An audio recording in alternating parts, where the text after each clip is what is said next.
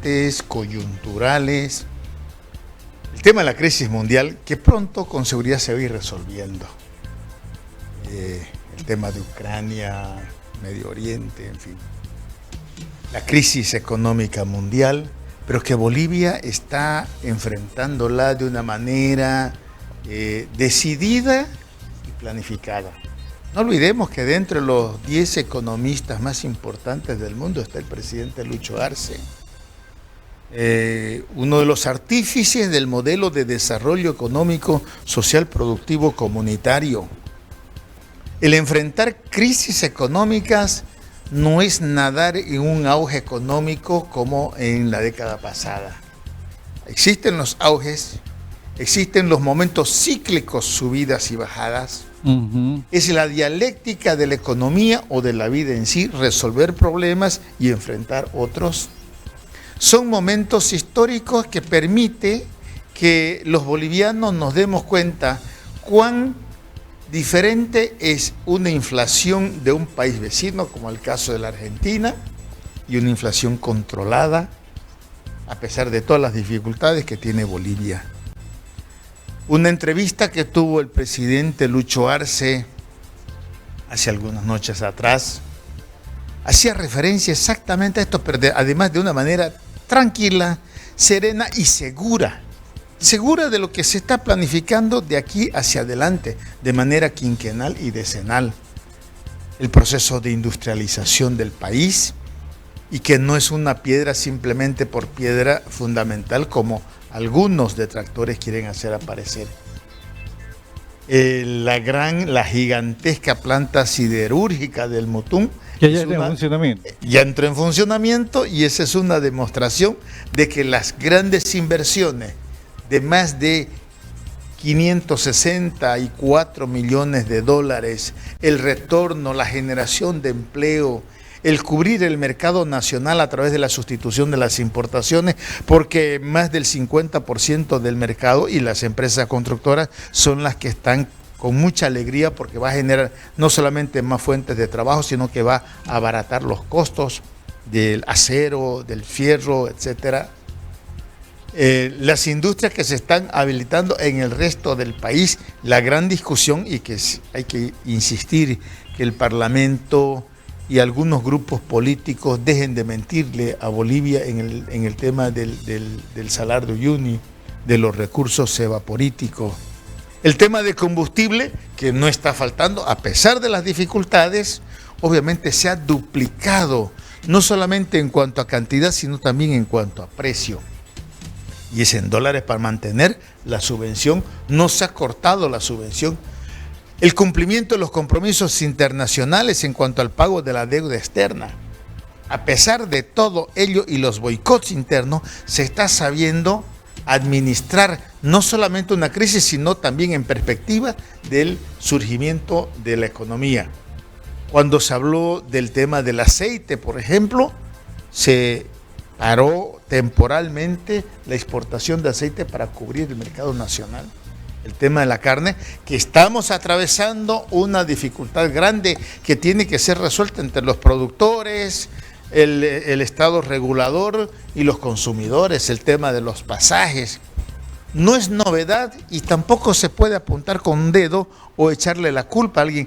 Es decir, es un producto de la crisis. Bolivia está en el contexto internacional. Pero, licenciado, toda esta sumatoria de lo que usted acaba de mencionar, hoy por hoy tiene preocupados a los bolivianos.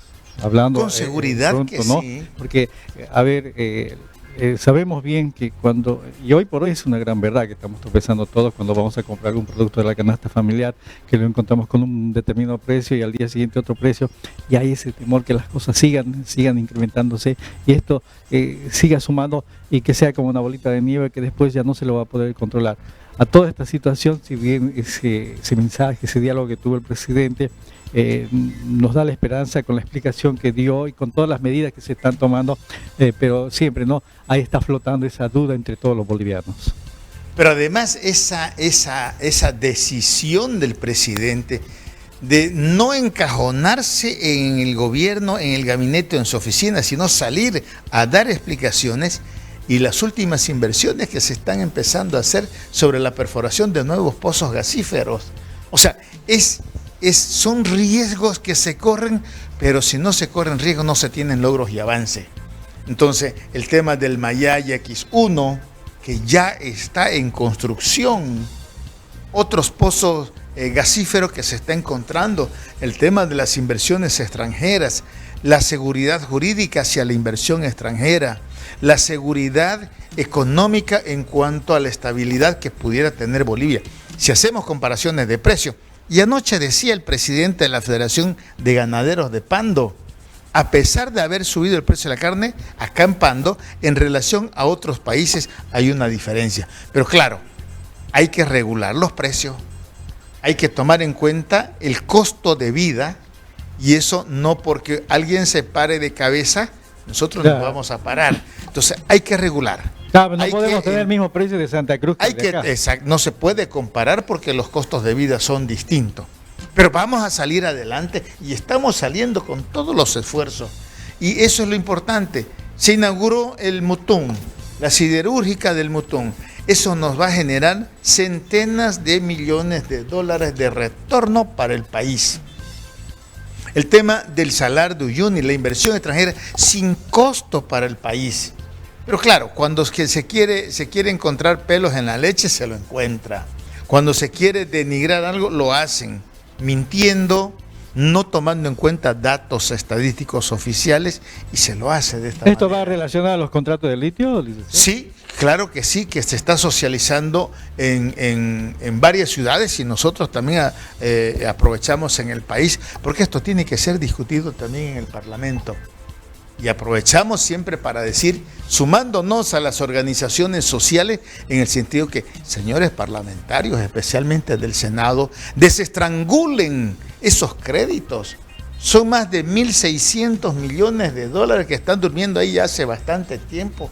Y eso es lo que va a permitir seguir creciendo en cuanto a industria, en cuanto a salud, en cuanto a educación, en cuanto a infraestructura. No es para construir estadios. No es para construir pistas atléticas, que es necesario y es importante para el país, obviamente, pero en estos momentos necesitamos mejorar las condiciones de infraestructura caminera, de comunicación, de salud, de educación, de vivienda, la reactivación de la economía, el seguir desarrollando las industrias, que es de una manera grande, positiva y firme que se lo está haciendo. No por nada Bolivia es miembro pleno ya del Mercosur. Bolivia es titular en los BRICS. Bolivia es uno de los que ya está teniendo reuniones bilaterales con el tema de China como principal accionista del puerto de Chancay del Perú, la unión del Atlántico con el Pacífico, vía Mercosur Bolivia y vía CAN Bolivia. Entonces, de Chancay y pasa por Cobija, por la zona franca. Entonces, esas cosas no siempre se las toma en cuenta porque no se quiere explicar. Vamos a seguir avanzando. El presidente ha dicho con total claridad, vamos a seguir invirtiendo en industrias, en infraestructura, salud, educación, en producción, para seguir reactivando la economía, industrializando el país. Ya somos un país que avanza en la industrialización. Prácticamente, pero en ese caso, contrarreloj estaría el presidente, ¿no? Con seguridad que sí, pero seamos optimistas. Es decir, quien no es optimista, ¿para qué se va a meter a emprendimientos de que no arriesga, no gana? Así es, porque ahora necesitamos dar continuidad a este proceso de cambio. Un periodo gubernamental no es suficiente, tenemos que seguir avanzando, y para ello, obviamente, las organizaciones sociales van a decidir este próximo 11 de abril, por ejemplo, si continúa el presidente Lucho Arce, que todos en las regiones lo están proclamando, obviamente, para que continúe ahora como candidato. ¿La repostulación sería en todo caso? La repostulación por segunda vez de manera consecutiva, que es constitucional, a diferencia de que ahí pare de contar. Nadie más puede postularse o repostularse por más de 2 periodos continuos o discontinuos. La normativa constitucional así lo determina. Bien clara, ¿no? Muy bien. Cambiamos de tema. Nos queda algo para que usted también su punto de vista referente a lo que es la renuncia masiva, justamente, ¿no?, de miembros del partido del MAS, a lo que significa la sigla misma del MAS, los militantes más propiamente dicho, digamos. Yo siempre pongo un ejemplo. En invierno, cuando estás con un abrigo muy delgado y te quiero ofrecer uno más grueso, yo no te puedo decir, sacate ese abrigo y después te voy a dar otro. Tengo que demostrarle, tomá, y sacártelo ese. Entonces, ¿renunciar para qué? ¿Para qué? Para inscribirte a un partido que no está aún legal, cuando tiene, según a las informaciones que se ha obtenido, hoy en día la tecnología te permite estar informado de todo. El Frente para la Victoria tiene grandes dificultades, uno porque no logró el porcentaje suficiente en la última elección que participó para ser reconocido, por tanto debería ya haber perdido su personería jurídica. Que no se venga a decir hay persecuciones, no es así. Dos, porque no ha cumplido con la renovación de su directiva y ahora se han querido inscribir y el Tribunal Supremo Electoral, pues obviamente... Hace tiempo, pues. Obviamente que sí. Y a nosotros no nos preocupa si se inscribe o no se inscribe. La militancia del MAS IPCP está incólume, está firme. 1.300.000 militantes. Cuando alguien convoca una renuncia masiva, no se da. O sea, no hay liderazgo. ¿Qué pasa con los legisladores que no dejaron su curul? Han renunciado solamente de la militancia, Ronald, han renunciado 500, 600 en todo el país de 1.300.000.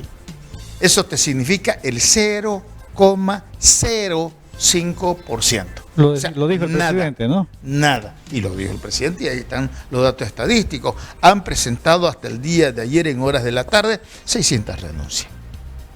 El tema de los parlamentarios es un tema personal. Y las renuncias son temas, a pesar de que están insistiendo. Oye, yo no te puedo incitar a que renuncies si yo no renuncio. ¿Dónde está la capacidad de liderazgo? ¿Dónde está esa formación política e ideológica? ¿Dónde está esa lealtad y ese compromiso? Entonces, si yo digo renunciar, aquí yo estoy renunciando. Cuando yo con mis compañeros salimos a hacer algún trabajo comunitario, a pintar o a rozar, yo agarro el machete, yo agarro el pincel y la brocha. Se tiene que demostrar de esa manera. Para que yo diga renunciar, yo renuncio primero. Entonces, es una decisión ambigua de los parlamentarios evistas. Tendrán sus razones. En el fondo no querrán dejar la cuna de los movimientos sociales, que es el MAS, o el origen del MAS, que son los movimientos sociales, porque el instrumento político no se ha construido, no se ha creado a la cabeza de un caudillo o de un líder, se ha creado a través de los movimientos sociales. Cuando nos sentíamos marginados, en aquel momento yo era dirigente, obviamente, es decir, dijimos, no podemos llegar solamente hasta una mesa de negociaciones. Tenemos que tomar decisiones, y tomar decisiones es decidir las políticas de este país. Y por eso es que se crea el instrumento. El instrumento es un conjunto de organizaciones afines a un objetivo común: libertad, democracia, desarrollo, educación, salud, camino, infraestructura, comunicación, etcétera. Esto ya deja de ser instrumento político. Tienen todo el derecho, no hago observaciones. Yo lo que convoco siempre a la militancia del MAS IPCP es que estemos tranquilos.